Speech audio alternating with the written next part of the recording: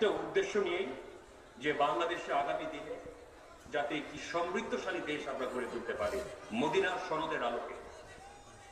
সেই প্রেক্ষিতে আমি আপনাদের প্রতি, সকলের প্রতি আমি অনুরোধ করব, তরিকত অঙ্গনের কিংবদন্তি নেতা, বাংলাদেশের সুন্নি অঙ্গনের অবিসংবাদিত নেতা, জাকের পার্টির মাননীয় চেয়ারম্যান মোস্তফা আমির ফয়সাল মুয়াজ্জিরি সাহেবের এই সত্যের পতাকা তলে আপনারা সকলে ঐক্যবদ্ধ হন, আপনারা আবদ্ধ হন।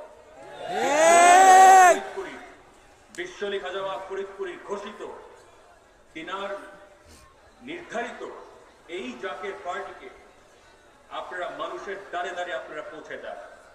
আমি দৃঢ়ভাবে বিশ্বাস করি বাংলাদেশের মুক্তির সনদ, বাংলাদেশের মুক্তির প্রতীক, আমি বিশ্বাস করি এই গোলাপ ফুল। আমি সরোয়ার্দী উদ্যানে আপনাদেরকে সামনে রেখে আমি বলেছিলাম, স্বাধীনতার সংগ্রামের একটি গান করে আমি বলেছিলাম যে মোরা একটি ফুলকে বাঁচাবো বলে যুদ্ধ করি, মোরা একটি মুখে হাসির জন্য অস্ত্র করি, এবং সেই ফুল জাকের পার্টির গোলাপ ফুল। বাংলার মুক্তিকামী শান্তিকামী জনতার একমাত্র মুক্তির ফুল। এবং এই সংগ্রামে দলমত নির্বিশেষে মা বোনদেরকে, প্রবীণ নবীন, আপনাদের সকলকে আমি অনুরোধ জানাচ্ছি, এই ঝান্ডা, এই সত্যের ঝান্ডা বাংলাদেশের প্রত্যেকটা গ্রামে ইনশাল্লাহ আমরা উত্তোলন করে ছাড়বো ইনশাল্লাহ। আমার দাদা হুজুরের ইমানি নির্দেশ জীবন বাজি রেখে হলো এই শব্দ ইনশাল্লাহ আমরা অক্ষরে অক্ষরে আমরা বাস্তবায়িত করব।